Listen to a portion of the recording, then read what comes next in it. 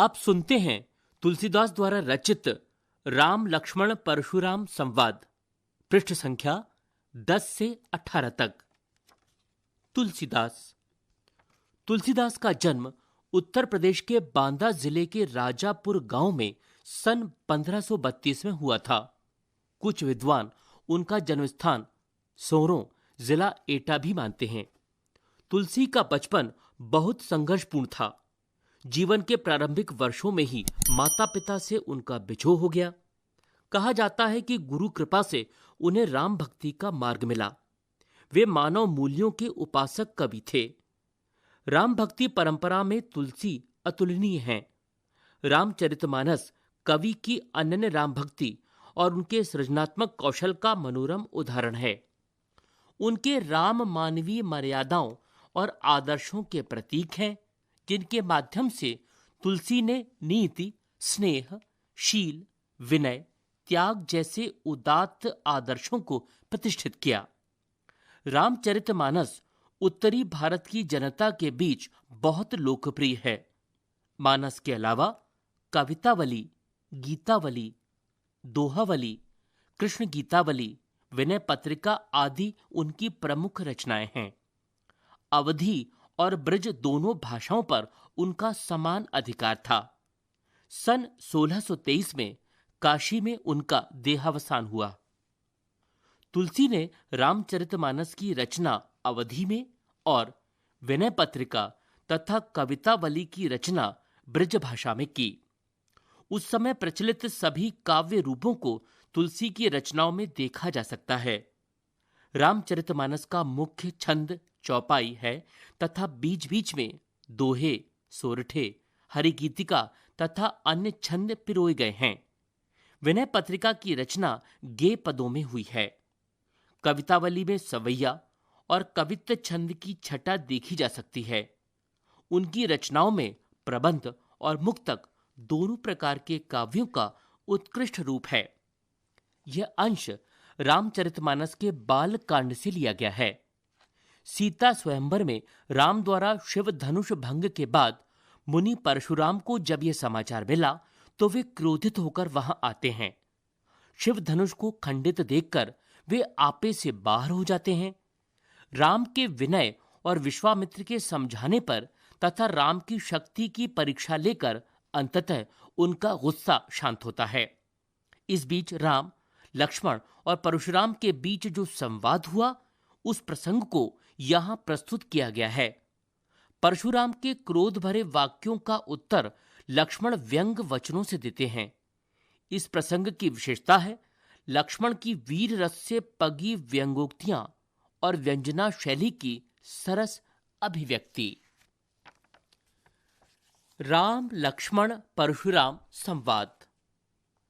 नाथ शंभु धनु भंज निहारा, होइए केउ एक दास तुम्हारा। आयसु काह कही किन्हु मोही, सुनि रिसाई बोले मुनि कोही। सेवकु सो जो करे सेवकाई, अरि करनी करी करे लड़ाई। सुनहु राम जेहि शिव धनु तोरा, सहस बाहु सम सो रिपु मोरा। सो बिलगाऊ बिहाई समाजा, न तमारे जे हहीं सब राजा। सुनि मुनि बचन लखन मुस्काने, बोले परसु धरहि अवमाने। बहुधन ही तोरी लरिकाई, कबहु न असीर से कीन्हि गुसाई। यही धनु पर ममता के ही हेतु, सुनि रिसाई कह भृगुकुल केतु। रे नृप बालक काल बस, बोलत तो ही न संभार। धनु ही सम त्रिपुरार धनु, विदित सकल संसार। लखन कहा हसी हमरे जाना, सुनहु देव सब धनुष समाना। का छति लाभ जून धनु तोरे, देखा राम नयन के भोरे। छुअत टूट रघुपति न दोसु, मुनि बिनु काज करई कत रोसु। बोले चिते परसु की ओरा, रे सठ सुनहि सुभाउ न मोरा। बालक बोली बधो नहीं तोही, केवल मुनि जड़ जानिहि मोही। बाल ब्रह्मचारी अति कोही, विश्व विदित क्षत्रिय कुल द्रोही। भुजबल भूमि भूप बिनु कीन्ही, विपुल बार मही देवन दीनी। सहस बाहु भुज छेद निहारा, परसु बिलोक में हीप कुमारा। मातु पितहि जनि सोच बस, करसी महीस किशोर। गर्भन के अर्भक दलन, परसु मोर अति घोर। बिहसि लखन बोले मृदुबानी, अहो मुनीसि महाभटमानी। पुनि पुनि मोहि दिखाव कुठारू, चहत उड़ावन फूंकी पहारू। इहाँ कुम्हड़ बतिया को नाही, जे तरजनि देखी मरि माही। देखी कुठारू सरासन बाना, मैं कछु कहा सहित अभिमाना। भृगुसुत समुझि जनेऊ बिलोकी, जो कछु कहीं सहो रिस रोकी। सुर महिसुर हरिजन अरुगाई, हमरे कुल इन पर न सुराई। बंधे पापु अपकीरति हारे, मार तहूपा पारी तुम्हारे। कोटि कुलिस सम बचन तुम्हारा, व्यर्थ धरहु धनु बान कुठारा। जो बिलोकी अनुचित कहे हूँ, क्षमहु महामुनि धीर। सुनि सरोष भृगु बंसमणि, बोले गिरा गंभीर। कौशिक सुनु मंद येहू बालकु, कुटिल काल बस निज गुल घालकु। भानु बंस राकेश कलंकु, निपट निरंकुसु अबुधि असंकु। काल कवलु होई हैं छन माही, कहूँ पुकारी खोरी मोहि नाही। तुम हट कहु जो चहु उबारा, कही प्रताप बल रोष हमारा। लखन कहु मुनि सुजसु तुम्हारा, तुम्हि अछत को बरने पारा। अपने मुँह तुम आपन करनी, बार अनेक भांति बहुबरनी। नहीं संतोष तब पुनि कछु कहु, जनि रिस रोकि दुसह दुख सहु। वीर व्रती तुम क्षीर अछोभा, गारी देत ना पावहु शोभा। सूर समर करनी करहीं, कही न जनावहीं आप। विद्यमान रन पाई रिपु, कायर कथहि प्रतापु। तुम जो काल हाक जनु लावा, बार बार मोहि लागी बुलावा। सुनत लखन के बचन कठोरा, परसु सुधारी हरऊ कर घोरा।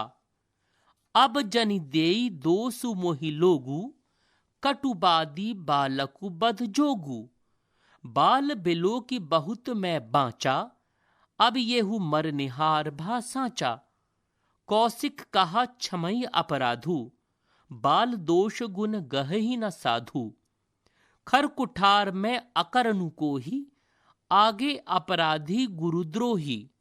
उतर देत छोड़ो बिनु मारे, केवल कौशिक सील तुम्हारे। तन येहि काटी कुठार कठोरे, गुरहि उरिन होते हूँ श्रम थोरे। गाधि सुनु कह हृदय हसी, मुनि हरि हरे सूझ। आय मैं खाण न ऊख मय, अजौ न बूझ अबूझ। कयो लखन मुनि सील तुम्हारा, को नहीं जान विदित संसारा। माता पिता ही उरिन भय नीके, गुर रिनु रहा सोचु बड़ जी के।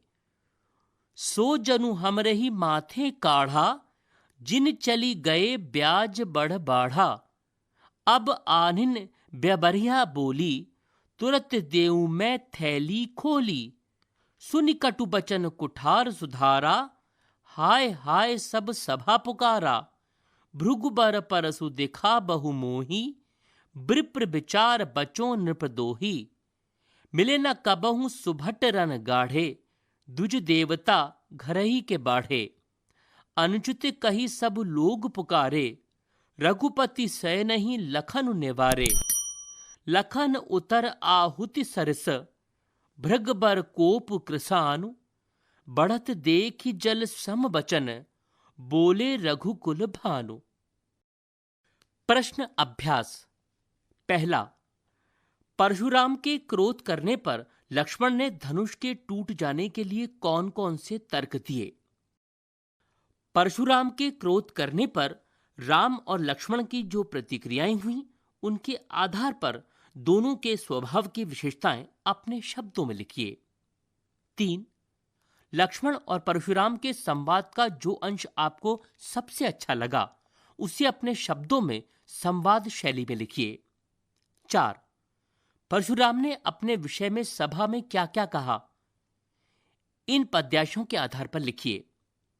बाल ब्रह्मचारी अति कोही, विश्व विदित क्षत्रिय कुल द्रोही, भुजबल भूमि भूप बिनु कीन्ही, विपुल बार मही देवन दीनी, सहस बाहु भुज छेद निहारा, परसु बिलो की महीप कुमारा, मातु पितहि जनि सोच बस, करसी महीस किशोर, गर्भन के अर्भक दलन, परसु मोर अति घोर। 5. लक्ष्मण ने वीर योद्धा की क्या क्या विशेषताएं बताईं? 6. साहस और शक्ति के साथ विनम्रता हो तो बेहतर है, इस कथन पर अपने विचार लिखिए। 7. भाव स्पष्ट कीजिए।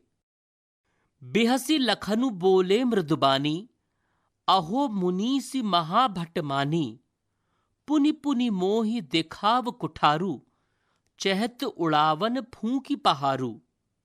खा इहां कुम्हड़ बतिया को नाही, जे तर्जनी देखी मरी जाही, देखी कुठारू सरासन बाना, मैं कछु कहा सहित अभिमाना। ग गाधि सुनू कह हृदय हसी, मुनि हरियर सूझ, अयमय खाण न ऊखमय, अजऊ न बूझ अबूझ। 8. पाठ के आधार पर तुलसी के भाषा सौंदर्य पर 10 पंक्तियां लिखिए। 9. इस पूरे प्रसंग में व्यंग का अनूठा सौंदर्य है, उदाहरण के साथ स्पष्ट कीजिए। 10. इन पंक्तियों में प्रयुक्त अलंकार पहचान कर लिखिए। क बालक बोली बधो नहीं तोही, ख कोटि कुलिस सम बचन तुम्हारा, ग तुम तो कालू हाक जनु लावा, बार बार मोहि लागी बुलावा। घ लखन उतर आहुति सरस, भृगुबर कोपु कृसानु, बढ़त देख जल सम बचन, बोले रघुकुल भानु। रचना और अभिव्यक्ति। 11. सामाजिक जीवन में क्रोध की जरूरत बराबर पड़ती है। यदि क्रोध ना हो तो मनुष्य दूसरों के द्वारा पहुंचाए जाने वाले बहुत से कष्टों की चिर निवृत्ति का उपाय ही न कर सके। आचार्य रामचंद्र शुक्ल का यह कथन इस बात की पुष्टि करता है कि क्रोध हमेशा नकारात्मक भाव लिए नहीं होता, बल्कि कभी कभी सकारात्मक भी होता है। इसके पक्ष या विपक्ष में अपना मत प्रकट कीजिए। 12. संकलित अंश में राम का व्यवहार विनयपूर्ण और संयत है। लक्ष्मण लगातार व्यंग बाणों का उपयोग करते हैं और परशुराम का व्यवहार क्रोध से भरा हुआ है। आप अपने आप को इस परिस्थिति में रखकर लिखें कि आपका व्यवहार कैसा होता। 13. अपने किसी परिचित या मित्र के स्वभाव की विशेषताएं लिखिए। 14. दूसरों की क्षमताओं को कम नहीं समझना चाहिए।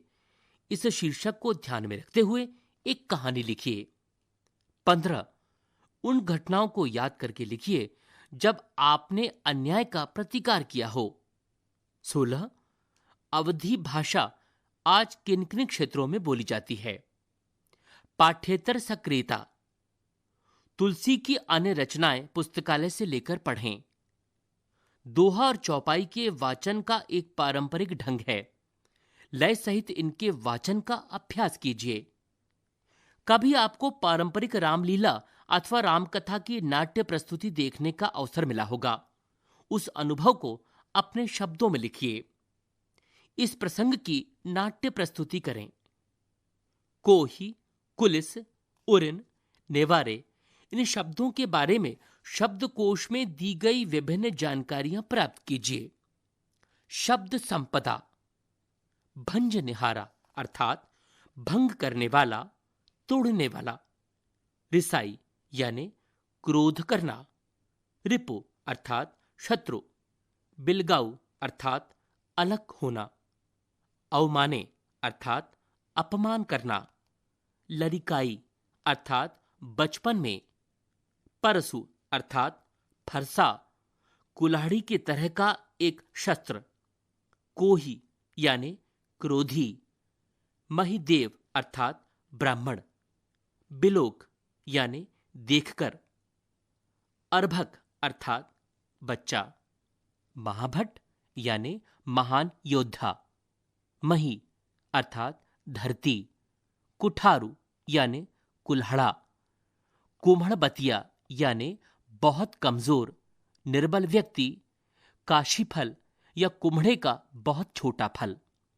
तर्जनी अर्थात अंगूठे के पास की उंगली। कुलिस अर्थात कठोर। सरोष यानी क्रोध सहित। कौशिक अर्थात विश्वामित्र। भानुवंश यानी सूर्यवंश। निरंकुश अर्थात जिस पर किसी का दबाव ना हो, मनमानी करने वाला। असंकु यानी शंका रहित। घालुकु यानी नाश करने वाला। काल कवलु अर्थात जिसे काल ने अपना ग्रास बना लिया हो। मृत। अबुधु अर्थात नासमझ। खोरी यानी दोष। हटकह अर्थात मना करने पर। अछोभा अर्थात शांत, धीर, जो घबराया ना हो। बदजोगु यानी मारने योग्य।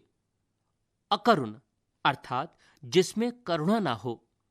गाधि सुनु अर्थात गाधि के पुत्र यानी विश्वामित्र। अयमय अर्थात लोहे का बना हुआ। नेवारे अर्थात मना करना। ऊखमय अर्थात गन्ने से बना हुआ। कृसानु यानी अग्नि। यह भी जाने, दोहा एक लोकप्रिय मात्रिक छंद है जिसकी पहली और तीसरी पंक्ति में 13-13 मात्राएं होती हैं और दूसरी और चौथी पंक्ति में 11-11 मात्राएं। चौपाई यह एक मात्रिक छंद है, 4 पंक्तियों का होता है और इसकी प्रत्येक पंक्ति में 16 मात्राएं होती हैं। तुलसी से पहले सूफी कवियों ने भी अवधी भाषा में दोहा चौपाई छंद का प्रयोग किया है, जिसमें मलिक मोहम्मद जैसी का पद्मावत उल्लेखनीय है। परशुराम और सहस्त्रबाहु की कथा। पाठ में सहस्रबाहु सम सो रिपुमूरा का कई बार उल्लेख आया है। परशुराम और सहस्त्रबाहु के बैर की अनेक कथाएं प्रचलित हैं। महाभारत के अनुसार यह कथा इस प्रकार है। परशुराम ऋषि जमदग्नि के पुत्र थे। एक बार राजा कार्तवीर्य सहस्त्रबाहु शिकार खेलते हुए जमदग्नि के आश्रम में आए। जमदग्नि के पास कामधेनु गाय थी, जो विशेष गाय थी। कहते हैं वह सभी कामनाएं पूरी करती थी। कार्तवीर्य सहस्त्रबाहु ने ऋषि जमदग्नि से कामधेनु गाय की मांग की। ऋषि द्वारा मना किए जाने पर सहस्त्रबाहु ने कामधेनु गाय का बलपूर्वक अपहरण कर लिया। इस पर क्रोधित हो परशुराम ने सहस्त्रबाहु का वध कर दिया। इस कार्य की ऋषि जमदग्नि ने बहुत निंदा की और परशुराम को प्रायश्चित करने को कहा। उधर सहस्त्रबाहु के पुत्रों ने क्रोध में आकर ऋषि जमदग्नि का वध कर दिया। इस पर पुनः क्रोधित होकर परशुराम ने पृथ्वी को क्षत्रिय विहीन करने की प्रतिज्ञा की।